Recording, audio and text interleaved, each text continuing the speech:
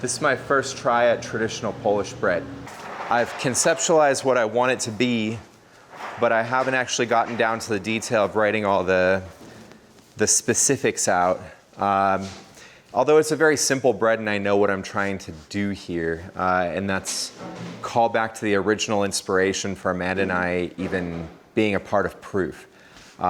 It was a trip in Poland around 2015 when we went in the summer. It was a trip that we took to Poland to visit my family, during which we went to a local grocery, a local market, much like Main Street Harvest actually, and picked up a huge round loaf. And it was a sourdough loaf. It was flour, water, salt. Cut it open. It was still warm. We had some just bread and butter, and it was the most memorable experience. The smells, the fresh bread taste. It drove me back to the US when I came back from the trip looking for something of a comparable quality. And that's when I discovered Proof existed. It was a one-man operation that attended the farmers markets every Saturday.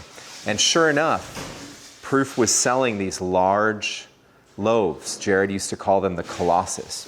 They were a little different than the one in Poland. And when I first took Proof on from Jared, I remember talking to him about this very story during the 2 weeks that we worked together. And I asked him at the time, what could the loaf had been that I had gotten in Poland? And he told me at the time, which I then came to understand, is that a lot of the loaves, especially in that part of the world, often contain some percentage of rye flour. So I got to thinking and decided that I want to bring a bread to the menu, which is 1/3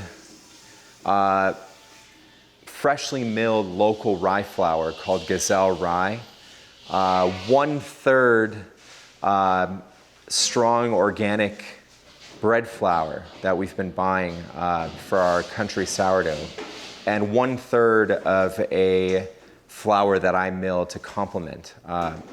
And so we're going to build that bread. So this is a type 85 flour. It's roller milled by our regional mill, Central Milling. It's organic. It's a really strong base flour. It's type 85 means that it still it has a certain amount of bran, germ, and endosperm. Many people, especially Europeans, would just consider this a white flour. But this flour has more bran and germ content than I would say like 98% of the flours commercially available at the grocery store here in the US. It yields a bread that is a little bit brown and has more flavor and nuttiness. But by itself, it's still, a very light flour. So we can create a slightly heartier, darker loaf of bread by incorporating the rye and the freshly milled Rouge Bordeaux.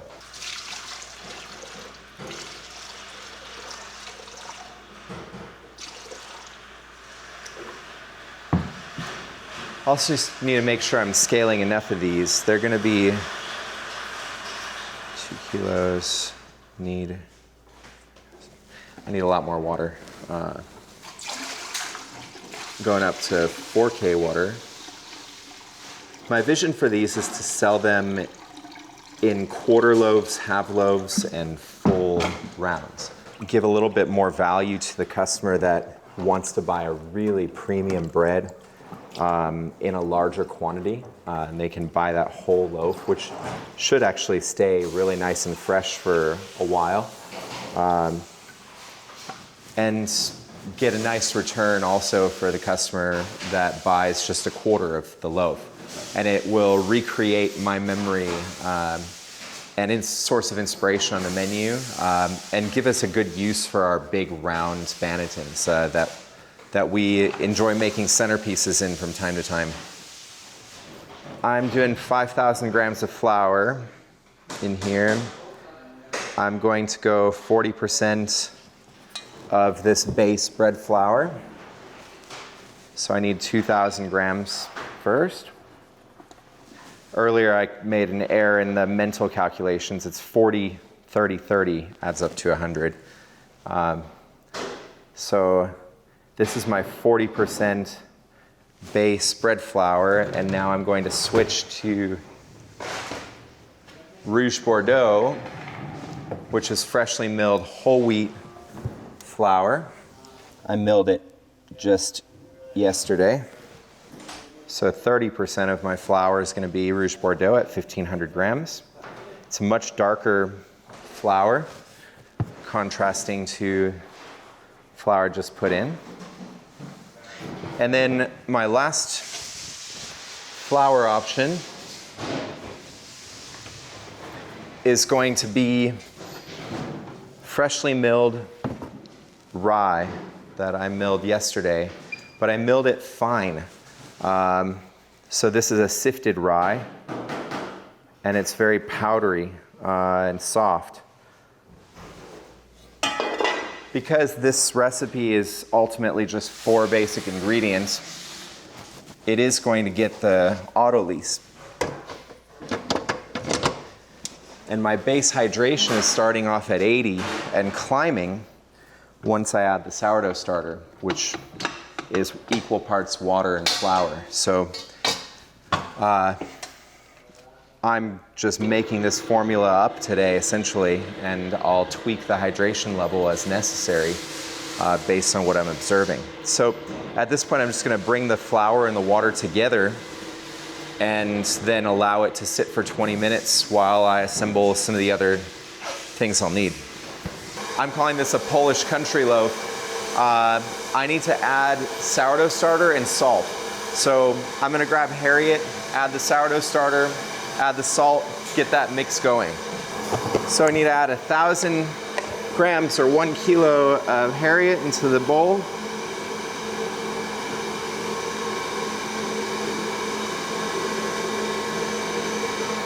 Far too much.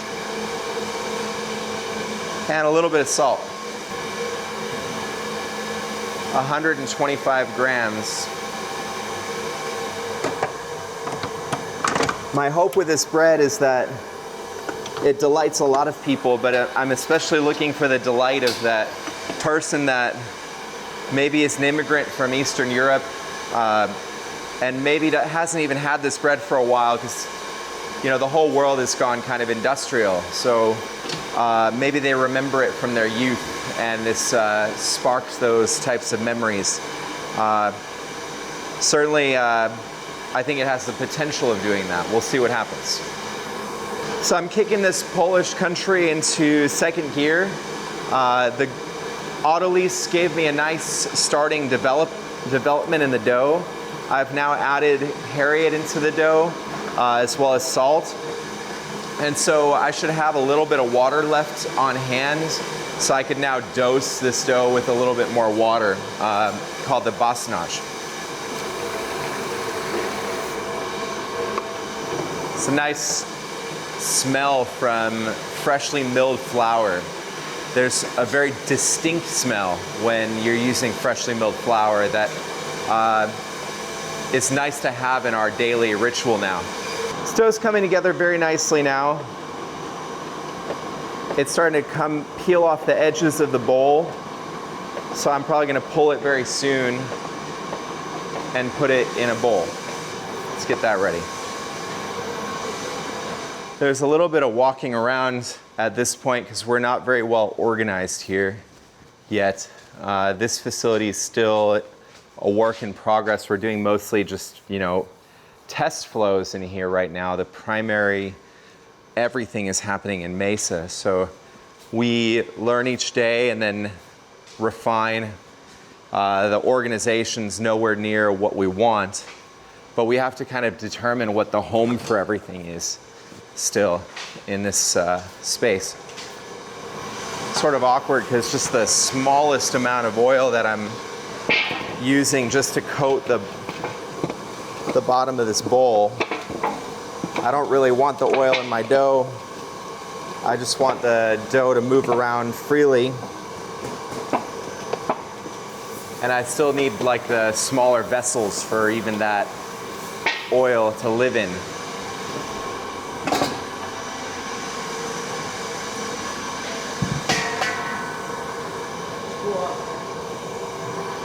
So I want to actually put a bench down here so you can put bowls on the table and dump them into a different vessel on the bench. That will happen one of these days. So this dough is still a little underdeveloped, but I will get it the rest of the way during the stretches and folds. Just trying to get it to unstick from the table.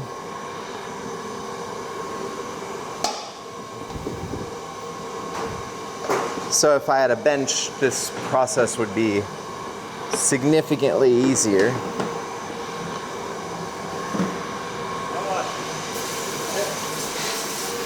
Looking at the bread that I just put together, this is the Polish country, and you can see that it's still quite sticky to the touch. Rye doesn't really have a strong gluten network when it comes together, so I don't expect it to do a ton at this stage. I do think that as the wheat ferments a little bit, the gluten forms a little stronger, it's going to get easier to work with. At least that's what I'm banking on. But because of the nature of this bread, I am going to dust it with a little bit of flour before I put a couche over it.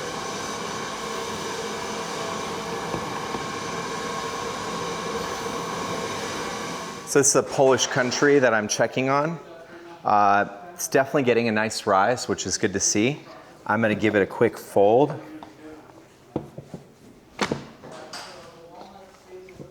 Build the strength in this dough before shaping time.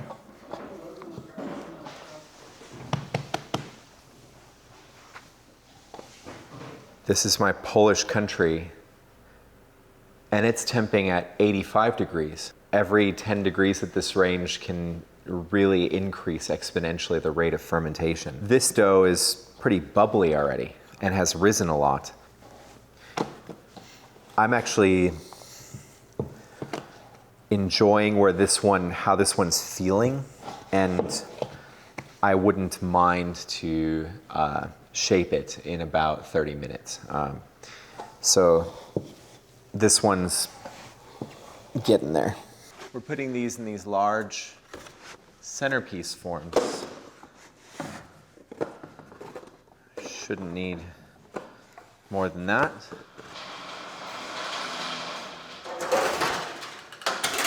I think 3 trays will do for all of my testing today. I'm gonna get some rice flour. These containers are so valuable. Never seem to have enough of them.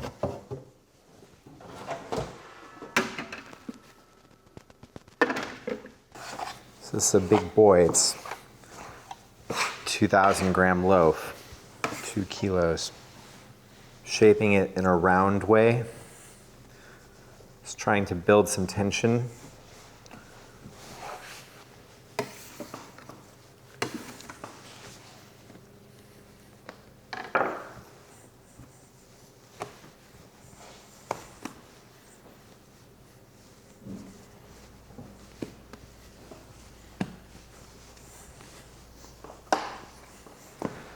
So I just gave these all a gentle pre-shaping.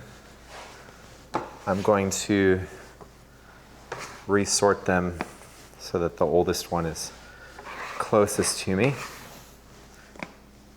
So now my goal with these is simply to just add some tension. Rice flour is so good at what it does that I don't want it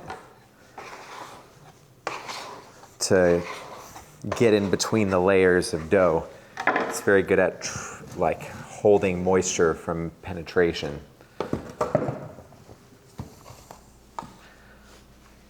All right, traditional Polish bread.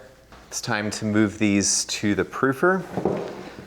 And before I leave for the day, I will need to move them to the walk-in cooler.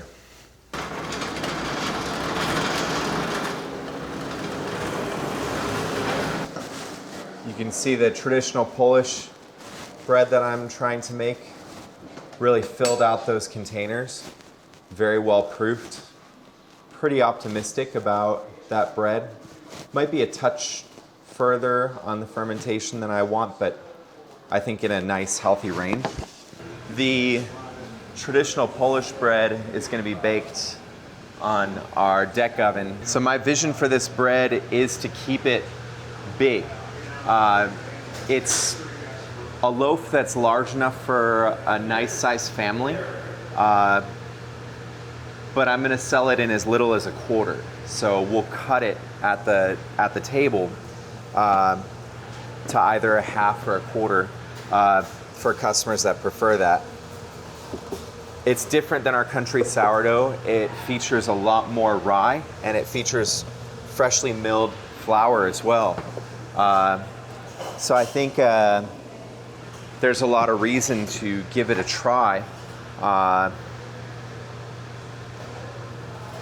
Where I'm going with it is actually that Gazelle rye that I already have on hand, and that's an Arizona grown grain. It's a interesting way of supporting northern Arizona agriculture, as northern Arizona has some nice rye fields that are pretty recent. I remember when they were first tested, and it's gone pretty well. A lot of the local breweries are also using that grain that's grown there.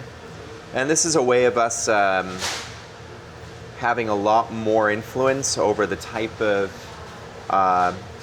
stuff that's hitting our soil. You know, are we doing things to build better soil in the future?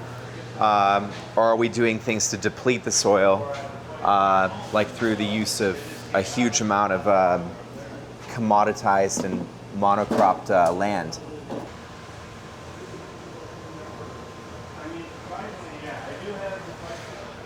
I think when you sell a loaf this large, you can spend the extra time to reflect your work, even in the final design. Each individual loaf is a little bit more special just by virtue of you have less of them and you're cutting them up. So it's one of the reasons I want to make the bread this way. I think it tells more story. It's a little bit more connected. You know, when you have a loaf that's slightly different from the last, it represents that idea that, you know, undoubtedly a human made this for me, and kind of made it for me to enjoy. You know, it's like not the exact same design on each loaf. It's a nice creative expression.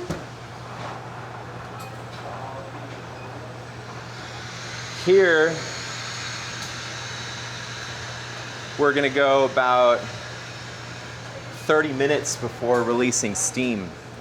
These are big loaves. Dave, you wanna jump in on the action and do whatever you wanna do for scoring for these? Just play around. Release steam on these guys. They already have some color. They're looking good. Nice volume. I'd like to figure out where they're at temperature-wise internally. That will, with these larger loaves, it's something you have to be mindful of. The inside will bake a little slower. It's already coming along pretty nicely. We've got 172 on the inside. Typically, if you let the loaf get to about 180, it will finish in full. You don't have to be concerned. So I don't need a whole lot of time, but probably gonna go maybe 6 minutes. I'm gonna kill the top heat. Just trying to get the bottom to, or the inside to come up a little bit in temp. Maybe I won't leave it like that. I think I'm gonna get a decent crust to do that. And now I'm about to release steam on the 2 that Dave scored and loaded. Literally every product is made with Harriet. Yeah, we don't have any yeast on site, and so whether it be a sandwich loaf or it be that Danish right there or that loaf, Harriet did all the work. All right, these, interestingly, got a little bit more color. It's a decent finishing point. The inside here doesn't need much more time. We're already in a safe temperature range. So I'm gonna go ahead and only give them 1 more minute here. This one I'd like a little bit more color on, and I'm gonna guess that it's not very far off, but it can take a little bit more color. So now I'm getting a healthier final temp, 200 degrees. So we'll go ahead and pull this one. A bread like this really needs probably an hour before you even start cutting it, minimum, to finish solidifying. And it's got rye, so I'd even suggest more. My thought is whole only for the first hour in terms of sales, and then we can test slicing it. Just because of the higher rye content. This one came out nice.